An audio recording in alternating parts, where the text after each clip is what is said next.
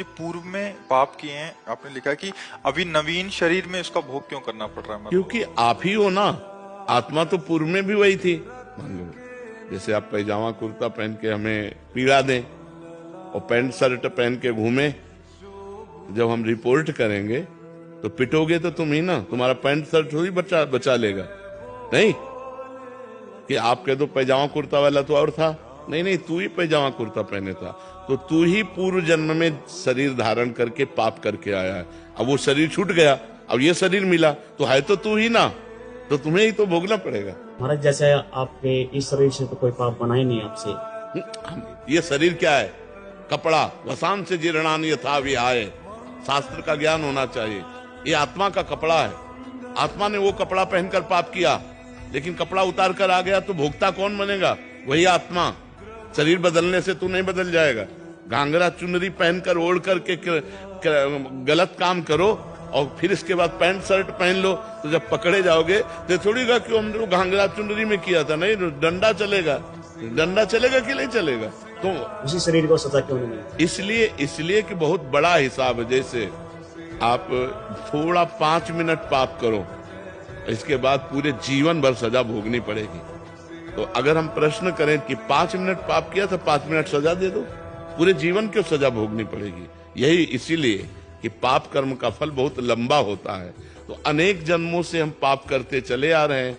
तो मनुष्य जैसे ये जन्म है, अब तुम्हें छूट है। अब आज तुम कोई पाप कर डालो, तुम्हें अभिदंड नहीं मिलेगा, तुम्हें पीछे का अभिदंड भोगना पड़ेगा। जो पीछे करके आए पाप पुण्य, उसको भोगना पड़ेगा। अभी पाप कर रहे हो, आपका पुण्य का नंबर लगा हो तो आप बहुत सफल होते चले जाओगे।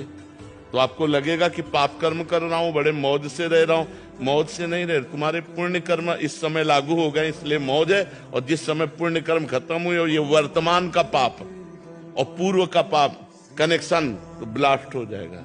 फिर रहा न को कुल रोवन हारा, मिट्टी में मिल जाओगे। कर्म अवश्य में भोगतव्य।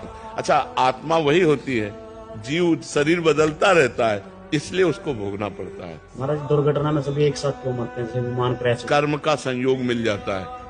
कर्म का संयोग मिल जाता है। जैसे हमने पूर्व जन्म में 50 लोग मिल करके एक ही पाप कर्म किए। जैसे तुम दोनों का प्रश्न एक साथ हुआ ना, क्यों हुआ? क्योंकि प्रश्न मिल गया। तुम दोनों का प्रश्न एक हुआ तो तुम दोनों के नाम एक साथ लिए गए ना। तुम दोनों अलग अलग हो ना, तो तुम दोनों का जैसे प्रश्न मिल गया, ऐसे पूरी सृष्टि में बोले 240 लोगों का कर्म मिल गया।